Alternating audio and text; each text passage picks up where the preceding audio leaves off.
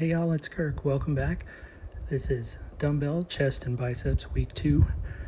And so I'm starting off with 50% of what you can do for 7 reps and get nice and warm with a set of 10.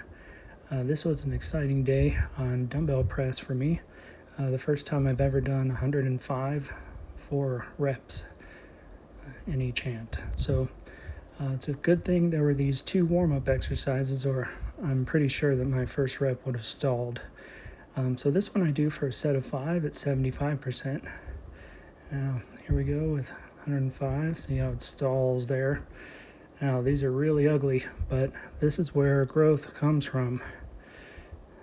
So see, obviously my left shoulder is a little weaker than my right, but it gets there eventually, and that's all she wrote. Anyway, that was a good set for me. So now I'm on incline press.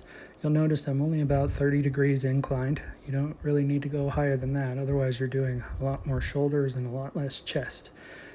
We're trying to get those upper fibers of the chest with this exercise. So there's one warm-up, since it's a different angle than the flat bench, and then one working. And again, these are heavy, and that's the idea. Go all the way to failure. Without a spotter, these are pretty difficult to go beyond failure, because if you drop them off to the side, you could really hurt your shoulder. So I just go to failure, just like that. And now we're doing some chest flies, nice stretch at the end, and then there's a warm-up set to these, and that's about 50% of what you can do for 7 reps. So take it to a set of 10, get a good deep stretch, and get nice and warm. These are an exercise where people can injure themselves if they don't have good solid technique. The way I think of it is just a slight bend in the elbow, and then once you hit the top there, your arm locks in. It doesn't really move. All you do is rotate at the shoulder. And so now I'm going for my working set, which is just to failure. Again, I would strongly discourage you going beyond failure on this exercise. That's almost a guaranteed injury.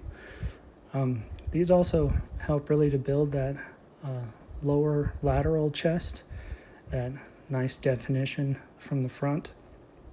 So that's why I keep these in my program, because that's an area I need work. So here's my warm-up set. See, we're already half done. We're on to biceps now. Here's my warm-up set of concentration curls. It's a little hard to see here, a little easier to see later, but I have my non-working arm in a C shape with my elbow right in the C between the thumb and first finger. That's to keep it from sliding back into the groin. There you could see it a little bit better. And then we're just going for a good set of 10 here. Again, these aren't particularly light. They start to get fairly difficult about 7, 8, 9, 10. But that's what we want, and then just about a minute of a break. And this is a perfect exercise to bring beyond failure, because if you fail, it just goes to a straight arm and you're not in danger of an injury. So this is my beyond failure set. You'll see this one is slow, barely got there. This one is slow too, didn't quite make it. So now into beyond failure. 1, 2, 3, and then hold for a count of 4. And that bicep is on fire. Got to shake it out a little bit because it's burning. And then here we go with the right arm. You'll notice I always start with the left first because I'm right hand dominant, and my right arm is just slightly stronger.